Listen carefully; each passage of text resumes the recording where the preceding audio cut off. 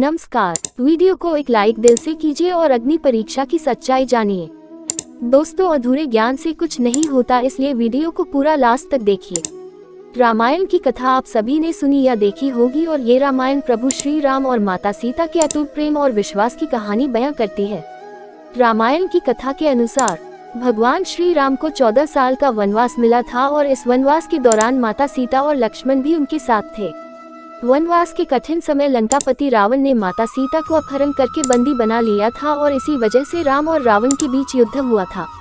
रामायण की न जाने कितनी कथाएं प्रचलित हैं और इनमें से एक प्रमुख कथा है सीता माता की अग्नि परीक्षा की कथा। वास्तव में ये बात थोड़ी सोचने पर मजबूर करती है कि आखिर माता सीता और प्रभु श्री राम के बीच के अटूट प्रेम के बावजूद भी अग्नि परीक्षा क्यों देनी पड़ी।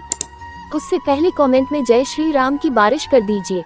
ऐसी ही ज्ञानवर्धक कहानी सुनने के लिए चैनल को सब्सक्राइब जरूर कीजिएगा।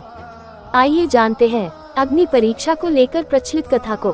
पौराणिक कथाओं के अनुसार प्रभु श्री राम को मर्यादा पुरुषोत्तम के नाम से भी जाना जाता है और एक राजा की तरह श्री राम के लिए अपनी प्रजा के लिए समर्पण सबसे ज्यादा महत्वपूर्ण था।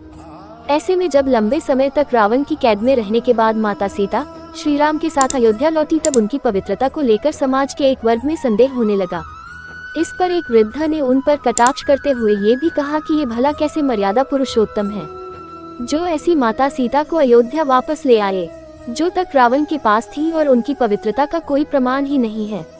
जब श्री राम को ये बात पता चली तो उन्होंने प्रजा के कल्याण के लिए माता सीता को अग्नि परीक्षा देकर अपनी पवित्रता को सिद्ध करने के लिए कहा।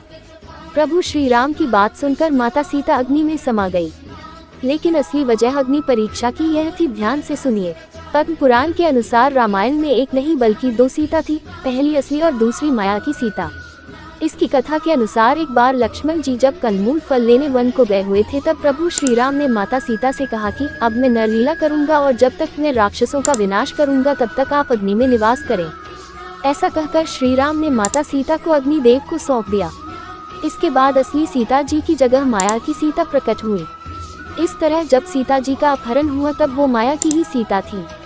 जब युद्ध समाप्त हो गया और राक्षसों का विनाश हो गया, तब भगवान श्री राम ने माता सीता को अग्नि परीक्षा के लिए कहा और माया की सीता अग्निकुंड में समा गई। माया की सीता के अग्नि में समाते ही असली माता सीता अग्नि से बाहर आ गई और इस पूरी अग्नि परीक्षा का सिर्फ एक यही कारण था। जय श्री राम।